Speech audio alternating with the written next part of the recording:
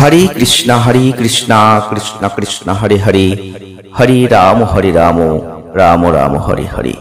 नमस्कार दर्शक बंधु, आज के आरेकटी नतून भिडियो आपनादेर जन्य। আর আজকের ভিডিওটি আপনারা অবশ্যই পুরো দেখবেন, কারণ আজকের ভিডিওয় আমরা আলোচনা করতে চলেছি শ্রাবণ মাস পড়ছে।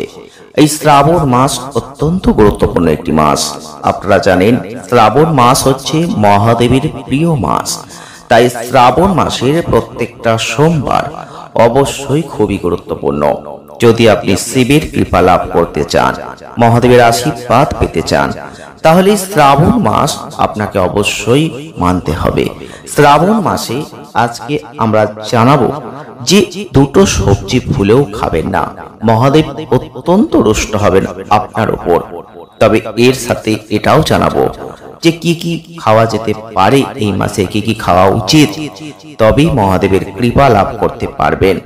তাই ভিডিওটি প্রথম থেকে শেষ অবধি দেখবেন।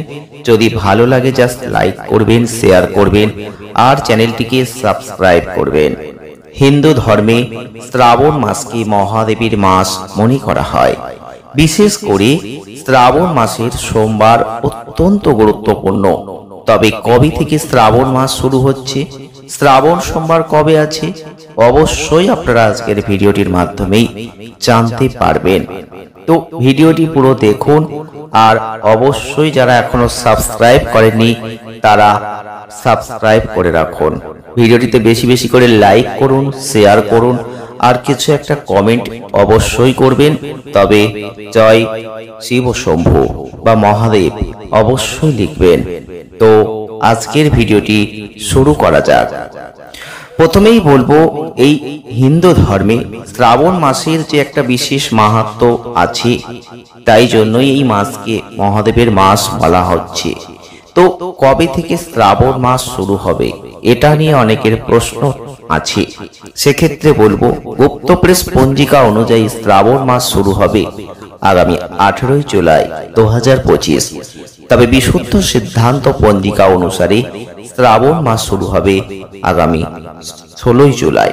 তো শ্রাবণ মাসের এই প্রথম সোমবার পালিত হবে কিন্তু 21 জুলাই, আর দ্বিতীয় সোমবার 28 জুলাই, তৃতীয় সোমবার 4 আগস্ট, চতুর্থ শেষ সোমবার 11 আগস্ট। শ্রাবণ মাস শেষ হবে ইংরেজি ক্যালেন্ডার অনুযায়ী 17 আগস্ট। উল্লেখযোগ্য বিষয়, শ্রাবণের শেষ হওয়ার ঠিক আগের দিন কিন্তু আবার আরো একটা অনুষ্ঠান থেকেই যাচ্ছে। তবে এই শ্রাবণ মাসে ভোলেনাথ স্বয়ং মর্তে নেমে আসেন, আর এই সময় যারা মহাদেবের আরাধনা করবেন তাদের সব মনোবাসনা পূরণ করবেন শিব শঙ্কর। আর এই শ্রাবণ মাসের সোমবার গুলিতে লক্ষ লক্ষ শিব ভক্ত সারা দিন উপবাস রেখে শিব পুজো করবেন। তাই অবশ্যই বলবো এই দিনগুলো আপনাকে মানতে হবে। তাই শিবলিঙ্গে জল ঢালার কিছু রীতি প্রচলন কিন্তু আছে। শ্রাবণ মাসে কোন জিনিস দিয়ে মহাদেবের অভিষেক করবেন অবশ্যই সেটাও আপনারা এই ভিডিওতেই জানতে পারবেন। তবে তার আগে আমরা আপনাদের জানাবো যে শ্রাবণ মাসে ঠিক দুটো সবজি কখনোই ভুলেও খাওয়া উচিত নয়। যেহেতু শ্রাবণ মাস শুরু হচ্ছে, এই শ্রাবণ মহাদেবের জন্ম মাস। তবে কেবল শিব শম্ভু নয়, এই মাসে মাতা পার্বতীরও পুজো করতে হয়, তবেই দারুণ ফল লাভ করা যায়। দাম্পত্য জীবনে সুখ স্বাচ্ছন্দ্য অবশ্যই ভরপুর থাকে। শ্রাবণ মাসের ব্রত পালনের বিশেষ নিয়ম আছে। এছাড়াও এই মাসে বিশেষ কিছু খাদ্যদ্রব্য কখনোই খাওয়া উচিত নয়। বিশেষ করে শ্রাবণ মাসের সোমবারগুলিতে এই সকল খাবার ভুলেও খাওয়া যাবে না, তবে মহাদেব রুষ্ট হয়ে যাবেন। তাহলে সেগুলো কি কি আপনাকে জানতে হবে। 1. লবণ। শ্রাবণ মাসের ব্রত যারা পালন করবেন তারা এই মাস জুড়ে সাধারণ যে লবণ আপনারা প্রত্যেক দিন খান সেগুলো থেকে বিরত থাকুন। তবে লবণ ছাড়া খাবার যদি না খেতে পারেন, সেক্ষেত্রে সাধারণ লবণের পরিবর্তে সৈন্ধব লবণ আপনারা ব্যবহার করতেই পারেন। সোমবার হোক বা যে কোনো বার হোক, এই মাসটাই সৈন্ধব লবণটা খাবেন, কোনো সমস্যা নেই।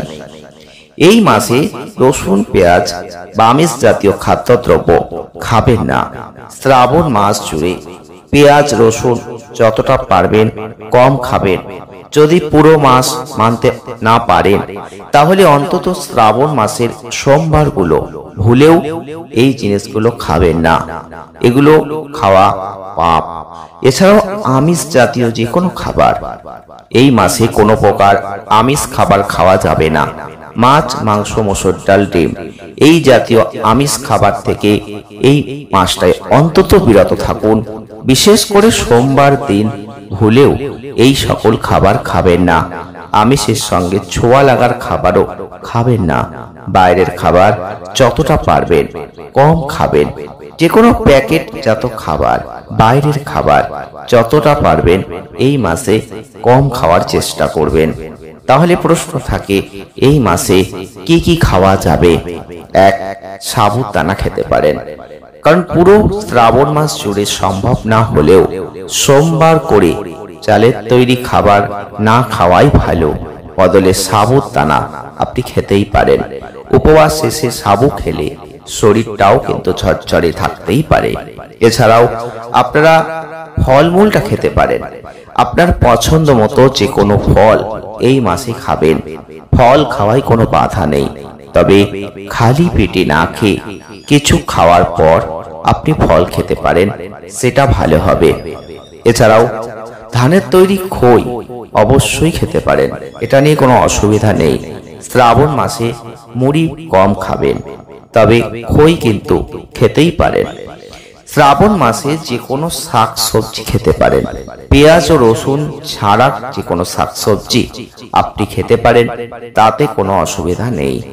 তবে এই শ্রাবণ মাসে মহাদেবের যে জলাভিষেক করবেন প্রত্যেকটা সোমবার, তাহলে সেইগুলো আপনি অবশ্যই কি দিয়ে করবেন, কি দিয়ে করলে মহাদেব তুষ্ট হবেন, সেটাও কিন্তু এই ভিডিওতেই আপনাদের জানাবো। তাই ভিডিওটি অবশ্যই পুরো দেখলে আপনি কিন্তু সেগুলো জানতে পারবেন। এক, এই শ্রাবণ মাসে যারা যারা শিবের জলাভিষেক করবেন তাদের উদ্দেশ্যে বলবো যে আপনারা আখের রস দিয়ে শ্রাবণ সোমবারে শিবলিঙ্গের অভিষেক করুন। আপনারা আর্থিক সংকট থেকে আপনি মুক্তি পাবেন। শ্রাবণ সোমবারগুলিতে দই দিয়ে শিবলিঙ্গের অভিষেক করুন, মহাদেব তুষ্ট হবেন। অবশ্যই এর ফলে তিনি নিজের ভক্তদের সম্পদ সমৃদ্ধির আশীর্বাদ দেবেন।